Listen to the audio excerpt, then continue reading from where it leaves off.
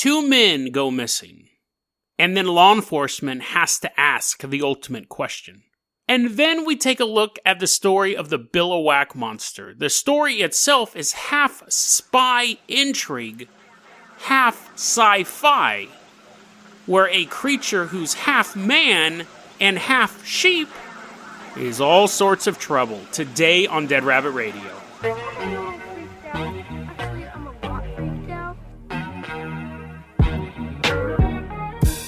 Hey everyone, welcome back to another episode of Dead Rabbit Radio. I'm your host, Jason Carpenter. I'm having a great day. I hope you guys are having a great day too. You know, it's funny, I would have never watched this if I wasn't doing the show. I was never a huge fan. I didn't hate them, but I just never really watched anything by the Logan Paul and Jake Paul, the Paul brothers. But because of the show, I was like, I should check out that new documentary, Flat Earth to the Edge and Back by Logan Paul, where Logan Paul, the trailer he released showed him being convinced that the Earth may be flat. And then they released the trailer and he's like slowly realizing the Earth may be flat. And a bunch of other YouTubers are like, oh my god, of course, Logan Paul, if you don't know, is basically Gaston with a YouTube channel. I mean, that's really the impression that you get when you first just see snippets about this guy. And his brother is pretty much the same. But they're like, oh my god, of course Logan Paul is so stupid he would believe he could easily be convinced of the flat Earth. And that's what the trailer looked like. The movie is 100% a mockumentary. It is the opening scene, a character dies and then comes back to life. It sets it up right at within the first 5 minutes. I said, oh, this is a comedy. This is basically a Borat version of conspiracy theory flat Earth stuff. Because I was like, obviously a guy, his buddy did not die and then come back to life, or go into a coma and come back to life. So it's the first scene set it up, it's a total joke. And that's exactly what the movie is. It's a mockumentary. He really does go to a flat Earth convention, and they have an actress who's this super hot Australian chick, and she's a flat earther too, and they fall in love, and she's like, let's run away and find the Arctic, the edge of and his best friend grew up in Antarctica, and he found the edge of the world, and his buddy who had flat feet fell off of it. And it's just funny. I actually laughed out loud several times during the movie. I highly recommend watching it. Of course, the people at the Flat Earth Convention weren't in on the joke. He's making fun of them. And at the end, Logan Paul is his character is so stupid that at the end, he doesn't believe the world is flat. He believes the world doesn't exist, and that there is no Earth. And it was really well done. Definitely, I would check it out. Like I said, I laughed a couple times. I've never watched anything from him. I've seen a couple of rap videos from Jake Paul, and I wasn't impressed. But I was actually very impressed by this. This guy and his team really went out and made a funny documentary. It was this show with a $10 million budget. It was better than the show. I mean, you know what I mean? He has a whole crew, but it was the same type of vibe. It was something I would do if I had access to that kind of money. I would just troll people constantly who believe in ridiculous stuff, i.e. flat Earth. So, good job, Logan Paul. I really enjoyed it, and I recommend it highly. I'm a hard guy to get a laugh out of in a movie. I can't remember the last time I laughed in a movie theater. I don't go to movie theater anymore. But I'm not a big fan of comedies in general. But you want to hear a story that's not funny, which involves a human misery and mothers crying over their missing kids. If you want to hear that story, let's go to Florida. So for our next story, let's go ahead and we're hopping over to Florida. Literally, because we're dead rabbits. We hop across the country from Logan Paul's house all the way to Naples, Florida. And while we're hopping, we actually hop through a time portal and end up in the year 2003. It's October 2003. Beautiful, sunny day. Salsa music playing. I don't know, what do they play in Florida? The big bass. Two Live Crew is playing. They're doing a reunion tour in Naples this year. In 2003, for whatever reason. Two Live Crew is back. It's They So Horny, ... still tour. So, in this city, you had a young man named Felipe Santos. Now, he was an illegal alien, and he was working illegally. And he's driving through town, and he gets in a minor car accident. Now, a minor car accident to most people is like, oh, this totally sucks. But got my insurance stuff. I got actually hit by 2 cars at the same time once. And neither of them had insurance. It was the worst thing ever. And I was a pizza delivery driver, and I wouldn't let them leave the scene. So I just fed them pizza. I had all these pizzas in my back seat, and two of the people, they didn't speak a word of English. And then the people in the other car was like a mom and a son, and neither of them had insurance. And I was like, no one leaves until the cops show up. It took them 3 hours. Because at any point, if you get in a car accident, even a fender bender, and someone says, we'll let her hash it out later, they could just say it never happened. So I made them stay there. And I actually got a fat settlement from my company for that. Because I totally messed up my shoulder. But anyway, so fender benders, though, generally. Getting hit by 2 cars is a little more than a fender bender. But fender bender, you're like, little scrapes and stuff like that. But it was a minor car accident. However, again, you want the cops to come out. Now, Felipe knew that this was more than just a minor scrape. Like, he is not supposed to be living or working in the United States. So he's a little nervous. The other guy's bumping some 2 Live Crew to lift his spirits. He's like, yeah, you're right, I am kind of horny. But anyway, so the police show up, and it is Deputy Steve Calkins, who had been with the force for a while.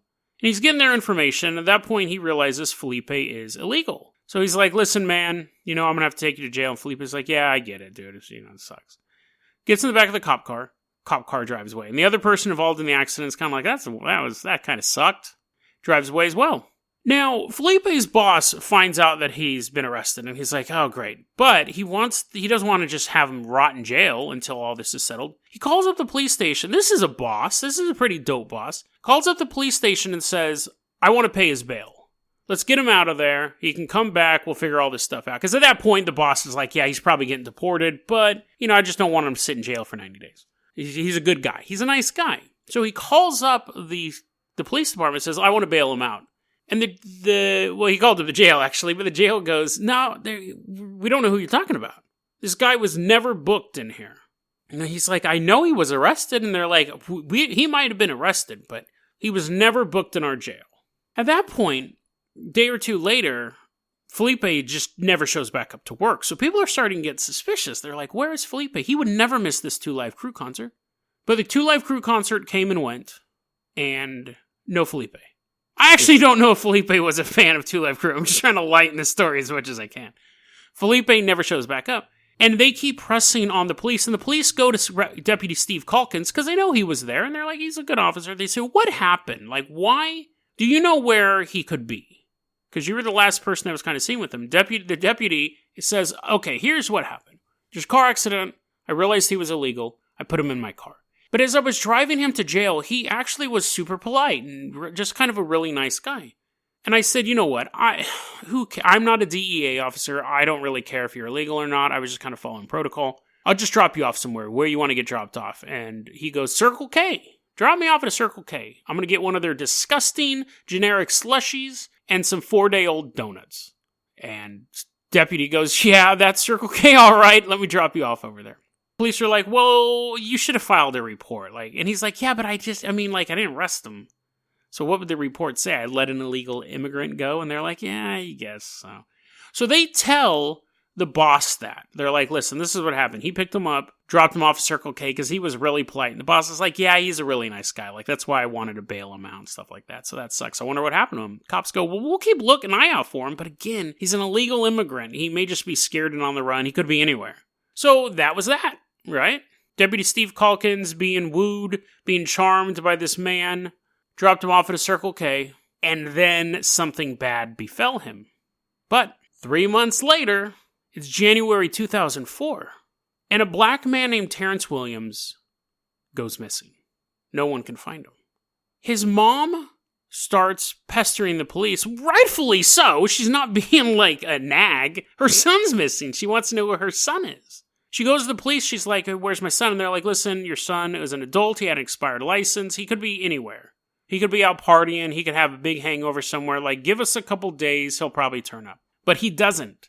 So the mom keeps looking for him, and eventually she gets her family involved, and her aunt tracks down his Cadillac he was driving the last night he was seen. It's in an impound lot, and on the paperwork that ordered the towing for the car, Deputy Steve Calkins. So the mom starts pressing the police and goes, who's this Deputy Steve Calkins? He must know what happened to my son. So the cops go, well, that's weird. I mean, yeah, we have this towing paperwork, but we don't know anything about Deputy Steve Calkins pulling over your son. And so they go to the deputy and they go, what happened? He goes, okay, here's what's happened. I was driving down the road. I saw this Cadillac. And this was a while back because it had taken this long for them to get to this point in the investigation. But he says, I was driving down the road and I saw this Cadillac in front of me. It was late one night and it was driving a little like in distress. Like I figured that the driver was drunk. I pull him over.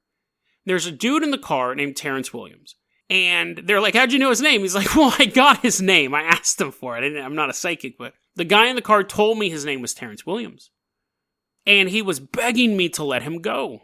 Like he had to get to, if he was late one more time for work, he was going to get fired. And he just seemed really nice and polite.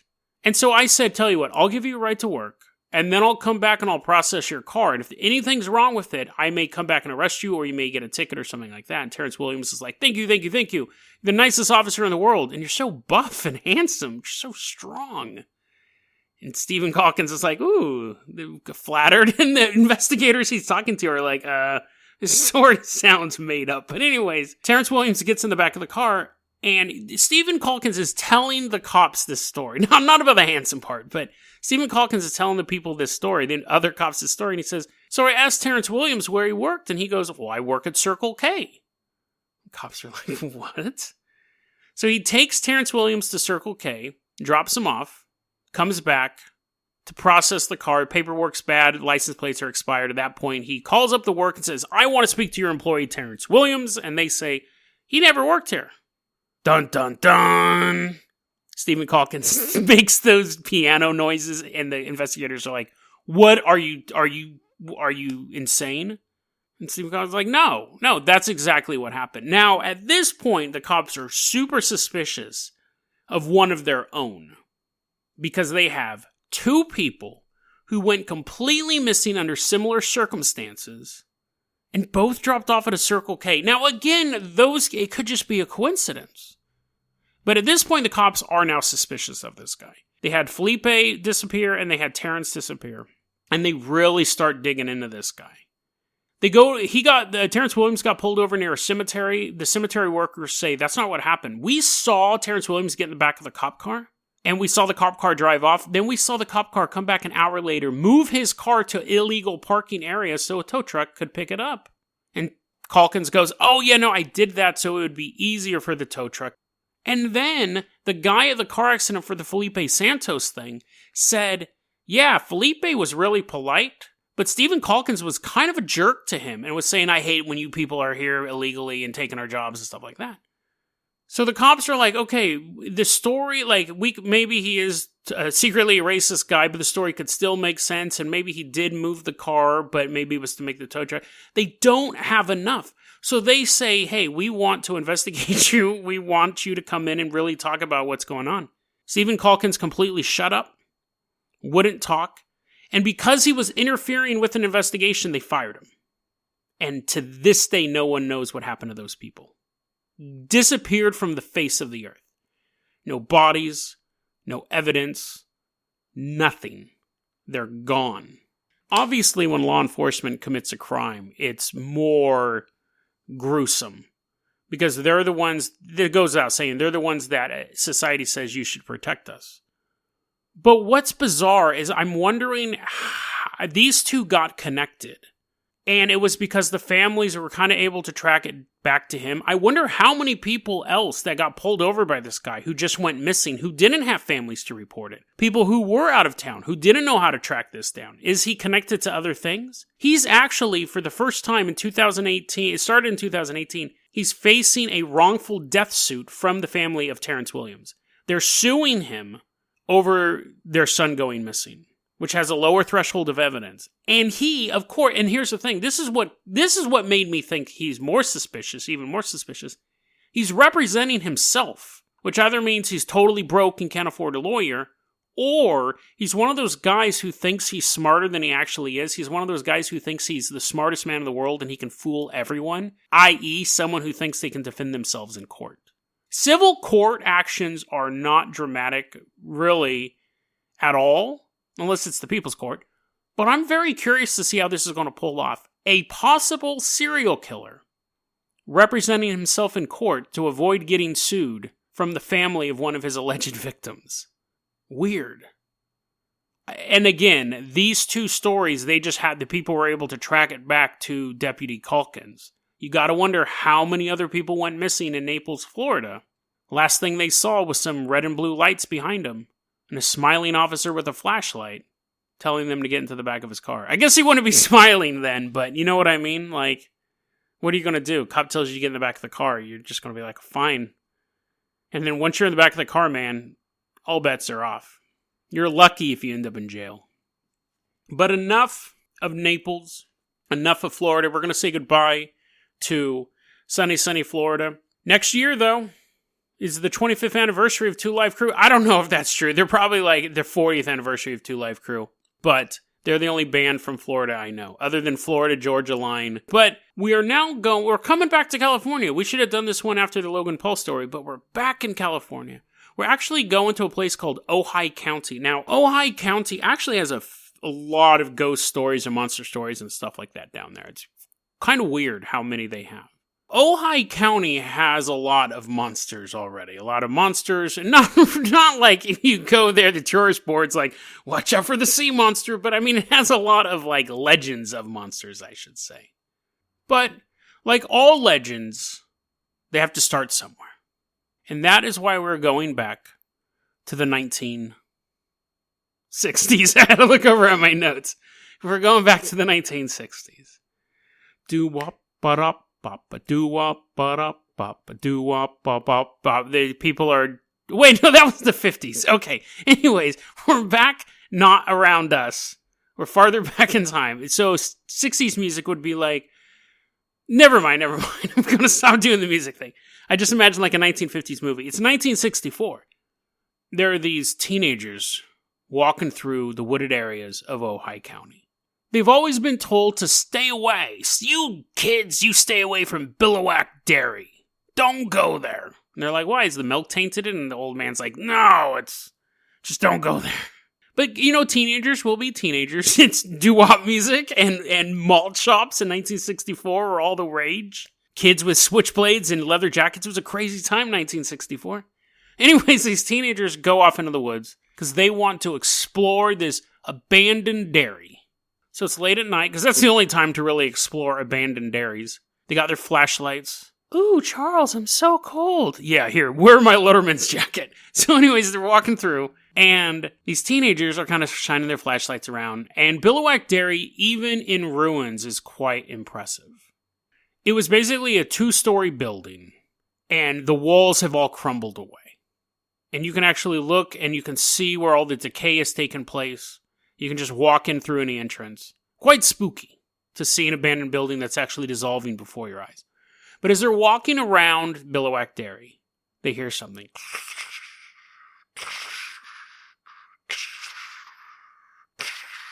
Walking through the woods. Like, what is that? It sounds huge, whatever it is. It sounds super big. And they're like, yeah, you need to go do your SATs again. But anyways, the kids keep moving, and they hear their... And something's moving through the woods. And again, it's not like little ghost girl footsteps behind them. Something big is coming. And so the kids turn, and they look, and they see it. That wasn't a baby. It wasn't a weird baby jet airplane. That was a creature. A giant humanoid. Whoa, that's a better noise. With the head of a ram. Some later will say the head of a sheep, but we'll get into that. The head of a ram. Huge, massive, curly horns looking at them. Big old muscular ape body. Totally just like yoked out. Covered in matted gray hair. Shink! Large claws. The kids book it. I think, you imagine they're like looking at the creature from top to bottom. I would just see the horns 8 feet in the air, and I'd be out of there. But anyways, they take off, and this creature begins chasing them through the forest. And those are the kids making that noise, not the monster. The kids jump into the car, and the creature actually picked up a boulder and threw it at them and missed them. And the kids are like, start the car, I can. No. Creature shows up and starts beating up the car. And just in the nick of time, the car drives away. Now, they drive into town and they're like, townspeople, look, 1950s town people who happen to live in 1964, look at our car. And it was all beat up. What happened? What in tarnation happened to you kids? A big monster started punching our car. Townspeople go, you were at Billiwhack Dairy, weren't you? Kids are like, yeah, we went there to go check out the building. And they're like, I guess the building checked you out. The kids are like, that doesn't even make sense. But see, here's the thing. The story of the Billiwhack Monster had long preceded these kids going out in the middle of the woods. Back in the 1950s, so that's why I got my confusion. Back in the 1950s, a little boy ran home with huge scratches across his back. Comes in crying, mommy, something scratched my back up. Now, of course, the mom thinks maybe he's running through branches or maybe he fell off a cliff or something like that. The mom didn't care about him very much. She's too busy smoking her cigarettes. But he said a monster attacked him. And that was one of the first sightings of the Billiwhack Monster. And over the years, people had seen it off and on, but it was people would go out to the woods to just kind of check out the creepiness of the building. Now, the urban legend had been there, but it wasn't super concrete. But after the teenagers were like, no, we got attacked by this thing, newspapers started running articles on this. Now, newspapers will run articles on anything, but it doesn't mean that it's true, but it gave the rumor more legs. The LA Times runs the article saying these teenagers got attacked by this giant monster. The police ended up getting called out multiple times to the forest, not to fight the monster, but to stop kids from fighting the monster. At one point, these cops pulled over a child carrying a sword into the woods saying he was going to go fight the monster. You're like, who is this kid? Connor McLeod? Like, at what point do you think you're going to be able to sword a dude who's 8 feet tall? Well, I guess that's what mythological heroes did. But anyway, so this kid thought he apparently was Hercules or Pericles or any of the Clees back then. At one point, a woman called the police. I don't know what the cops were expecting to find when they got there. A woman called the police and says, I got a group of kids. There's about 43 of them. The cops are like, what? She's like, let me finish. I got a group of kids. There's like 43 kids in my front yard. They're trying to go to the dairy. They're just going to get injured. The cops are like, okay, yeah, we'll be there in a second. We'll help you. And then she goes, don't worry, I got them under control. I have a shotgun pointed at them. This woman kept 43 kids at bay with a shotgun, so they want to go into the woods. That's a weird call. The cops show up, and of course, it's the 1960s/50s. They show up, and they get the kids out, and they give the mom, like, a medal. They're like, oh, hey, thanks for keeping the kids from going into the woods. You don't aim shotguns at them, but, So where did this legend come from? That's the first thing we got to look at before we go into whether or not the Billiwhack Monster is real. The Billiwhack Dairy is real, and that story is intriguing as well.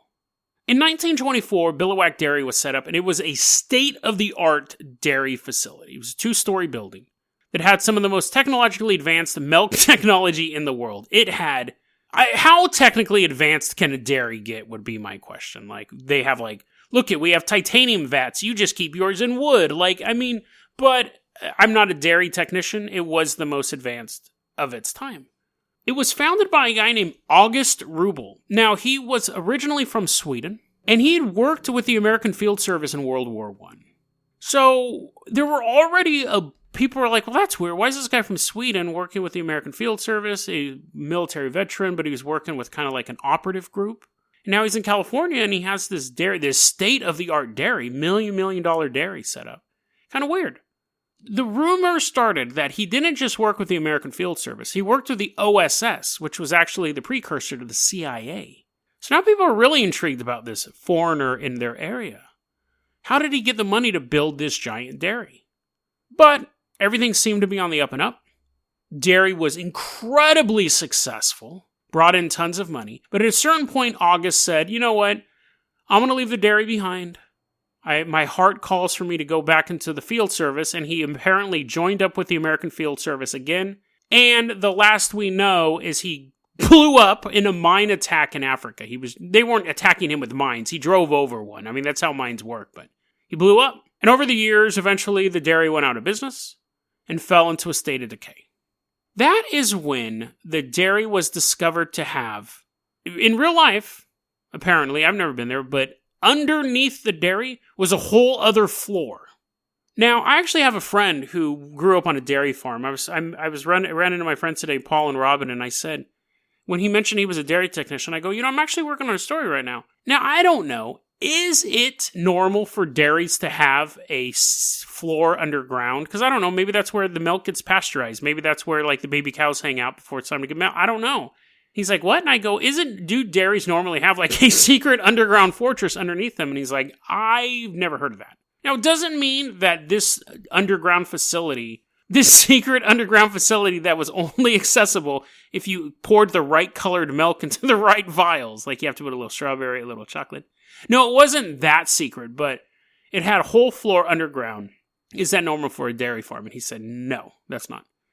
And so that started the idea that maybe he was running secret experiments in this underground lab underneath the dairy. Because it'd be the perfect cover. You'd have stuff coming in and out. You'd have livestock coming in, not leaving really, but you'd have livestock showing up. You'd have big cargo container things full of milk coming in and out.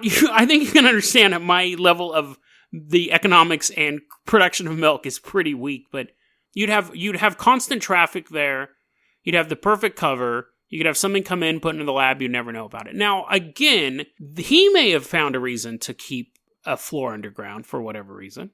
So that didn't necessarily make me suspicious, but what does make me suspicious was that people for years after the Billiwhack dairy going out of business, which was around the 40s, people said that they could find checks payable to August just floating all over the place. People said that you could go through the dairy, because as it was crumbling away, you would look into walls and see checks for his business made out to him stuffed in walls. You would just be walking through the forest and find checks made out to him from distributors and suppliers and stuff like that were uncashed. If you had a successful multi-million-dollar, or maybe not multi-million-dollar, but if you had a very, very successful dairy, why wouldn't you cash those checks? Unless you were getting more money from somewhere else. And that was all just the cover operation. When's the last time that you've gotten checks and never cashed them? Especially if they're checks for your business, that your for-profit business that you're running, you're just stuffing them in walls. Then as your building decays, they just fly everywhere.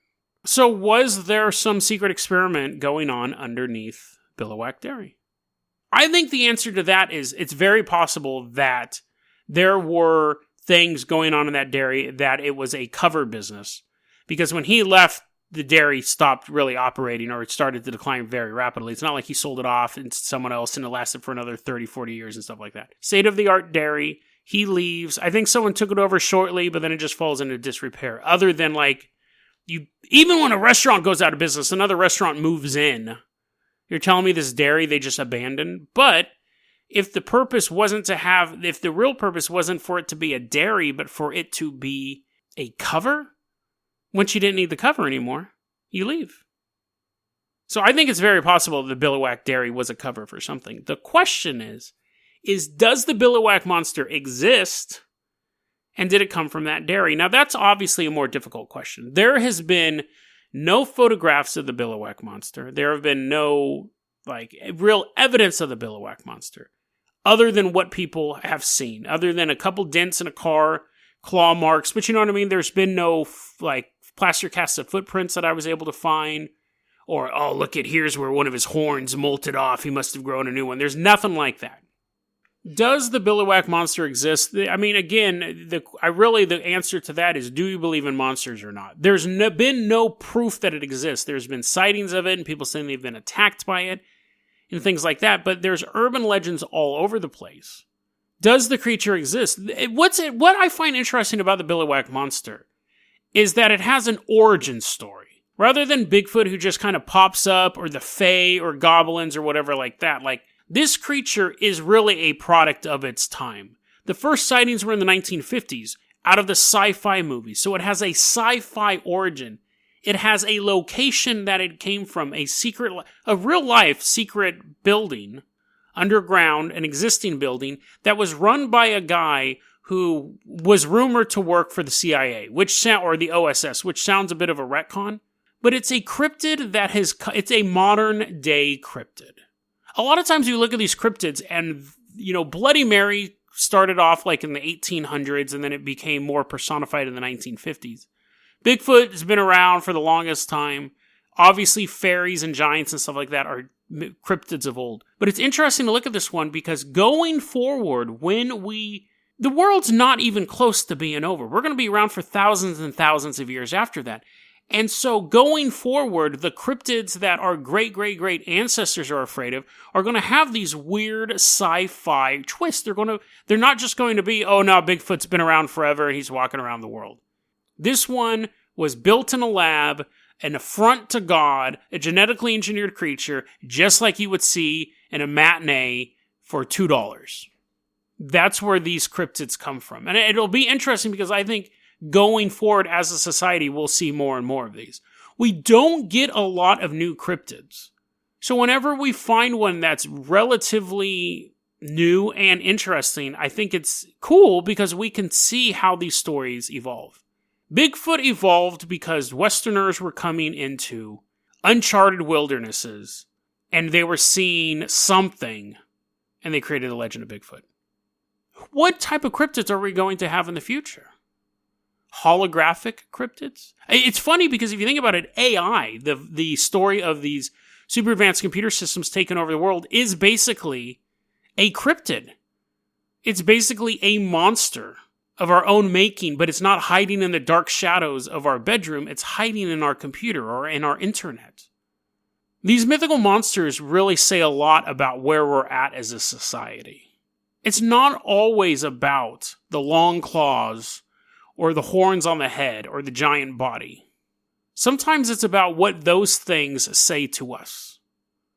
A man turned into a beast, or a beast turned into a man in a sci-fi setting right outside your neighborhood.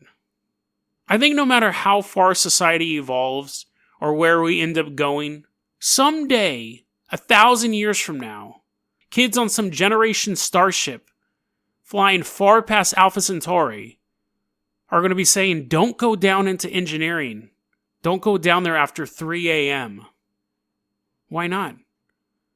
Because that's where the Gorbord lives. And he'll get you. DeadRabbitRadio@gmail.com is going to be your email address. You can also hit us up at Facebook.com/DeadRabbitRadio. Twitter is @JasonOCarpenter. Dead Rabbit Radio is the daily paranormal conspiracy and true crime podcast. You don't have to listen to it every day, but I'm glad you listened to it today. Have a great one, guys.